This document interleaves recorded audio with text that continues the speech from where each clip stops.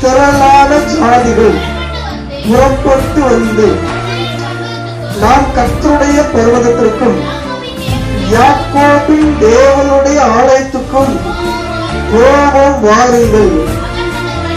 அவர் தம்முடைய வழிகளை நமக்கு போதிப்பார். ஆமென். அல்லேலூயா. ஆலயத்துக்கு ஏன் வரணும் அப்படின்னா, ஆலயத்துக்குள்ளதான் உங்கள் எல்லா பிரச்சனைகளுக்கும் ஒரு வழியை கர்த்தர் வச்சிருக்கிறார். எத்தனை பேருக்கு புரிகிறது? ஆமென் சொல்லுங்க. அல்லேலூயா.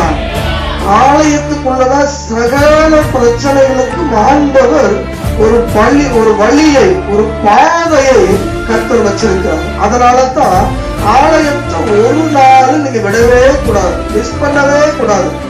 ஞாயிற்றுக்கிழமை ஆராதனைய ஒரு நாள் நீங்க விட்டு விடவே கூடாது. ஆனா சபையில நிறைய தவறுகளை நீங்க திரும்ப திரும்ப பண்ணிக்கிட்டே இருக்கிறீங்க. ஒரு வாரம் வந்து ஒரு வாரம் வராம இப்படி போவதனால உங்களுக்கு என்ன காரியங்கள் நடக்கிறதுன்னா, உங்களுக்கு ஆண்டவர் கொடுக்கிற வழியிலிருந்து நீங்கள் விலகி கொள்ளுகிறீர்கள். கர்த்தர் சொல்லுகிறார், தேவனுடைய ஆலயத்துக்கு வாருங்கள், நான் உங்களுக்கு வழியை போதிப்பேன், காண்பிப்பேன், நடத்துவேன். ஆமென்.